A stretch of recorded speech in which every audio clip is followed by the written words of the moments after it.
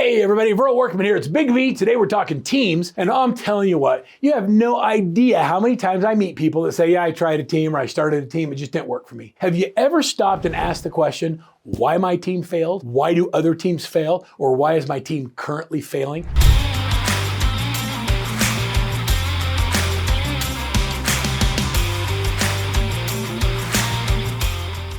In this video, I'm going to talk about why teams fail and how to solve the biggest problems teams are having today. Stay tuned to the end, and I'm going to give you the specific resources that we use to create cohesive, collaborative, and high-performing teams at Workman Success Systems. And I'm going to give it to you absolutely free. Just stick around. It'll be right at the end of the video. So first of all, let's talk about number one, why are teams failing? I'm going to give you a statement, and I'm going to ask you to just do a little personal reflection here. Here's the statement. People don't leave teams, they leave leaders. So if your team is failing because people are leaving you, instead of saying, why do people leave my team? What if I asked you to get out a mirror and say, why are people leaving me? Think about who you are as a leader and what it is you're doing to cultivate and create a culture that people want to be a part of. Some people talk about recruiting. We talk about attraction. See, attraction is so much more fun than recruiting. With recruiting, I'm looking for people that I can talk into joining me. With attraction, my team is so attractive, they're lining up trying to figure out how they could be part of it. Would you rather be an attractor because your values and your culture is so strong? Or do you want to be a recruiter where you're talking people into joining your team? Attraction matters. So let's talk about the main reasons we've discovered that people leave teams. Number one is lack of trust. They don't trust the team member. They don't trust the team leader. Team leader doesn't trust the assistant. They don't trust the consumer. They don't trust the lead source. Lack of trust is a result of lack of training. Number two, poor communication. The team leader has in their head all the things they want everybody to do, but they don't communicate clearly and articulately how and what they need them to focus on. There's no communication, and communication is two ways. They don't communicate effectively on what to do, and they don't listen when there's challenges or problems. We have to eliminate poor communication, and we do that by having a daily huddle. Number three is lack of appreciation and lack of recognition. When team leaders don't recognize people for doing a great job and they don't show appreciation for what they've done, they start to feel undervalued. And when you start to feel undervalued, you look for more things that then build on those same feelings that you're having until pretty soon you just don't feel like there's value in the relationship, and so your team begins to fail. This is a big one, and this number four is they don't feel like there's anywhere to go. They've gone as far as they're going to get, and there's no opportunity for them to grow. So many teams that we coach right now,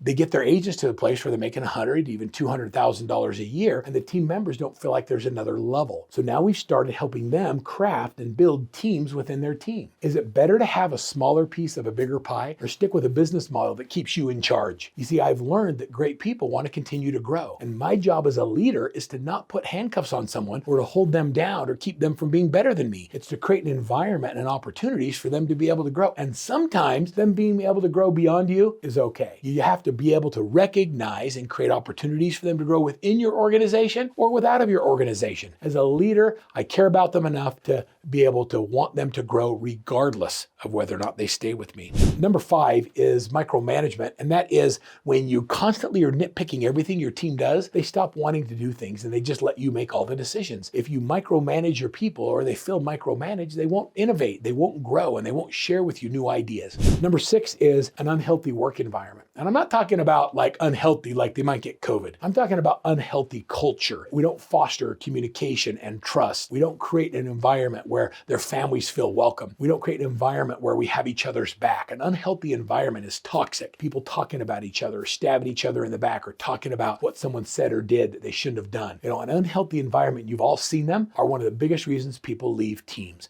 It's because of the culture. So do you have a culture problem? It's okay, I'm going to give you some ways to fix it. And then number seven is the lack of vision or direction. When the leader lacks the ability to show clear vision and direction on what happens next, the team starts to get uneasy and they look for that vision and direction outside the organization. So are you giving clear direction? Do you have a clear vision for the future? Do you know where we're headed as a team? And your vision is so clearly articulated that people want to get on the bus with you or hang on the train? If not, maybe change the way we're communicating to our team members.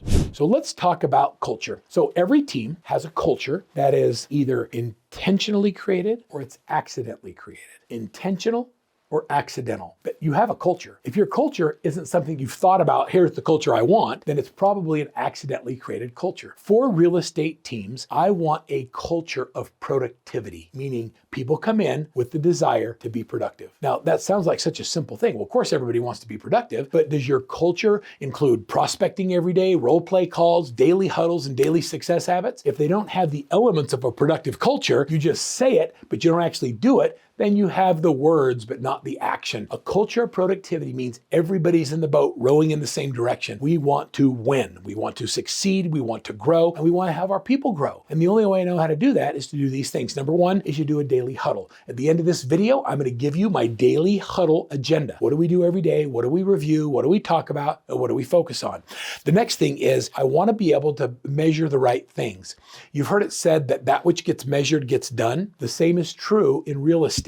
If you focus on measuring the right things, it gives you the ability as a leader to train and to coach to the gaps. So if I were coaching you and your team, I would look at these things. I would look at the number of calls you make, the number of conversations you have, the number of appointments that are set, the number of appointments that are met, the number of agreements that are signed, and the number of deals that are closed. Now, just knowing that information gives me the ability to do this. If you make lots of calls but aren't having many conversations, we're going to change the time of day you call. If you're having calls and conversations but you're not getting appointments, we're going to focus on what to say in that initial conversation until you start getting appointments set. If you're going on appointments but you're not getting buyer agreements or listing agreements signed, then I can coach you on what to do and have better presentation skills and how to win when you have the opportunity to present. You see, when you track the right things, it allows us to coach and train to the gaps. And so that which gets measured gets done. In a culture of productivity, the daily huddle is critical because we review the things that we did today and yesterday. We set new goals for how we're going to work on a little bit of improvement today, and we deal with any impediments that are keeping our clients from moving forward. Creating that culture of productivity is so important, and it starts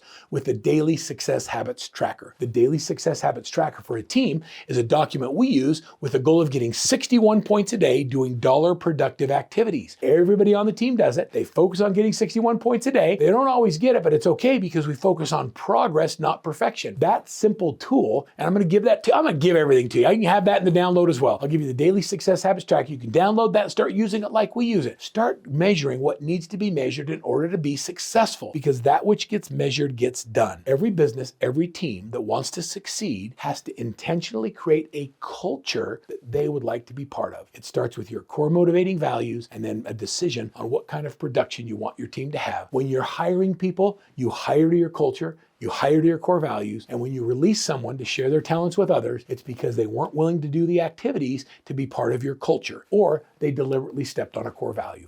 We hired a culture and core values, we fired a culture and core values. And by implementing these simple systems that you can now download right at the bottom of this video, you'll be well on your way to a productive 7-figure team.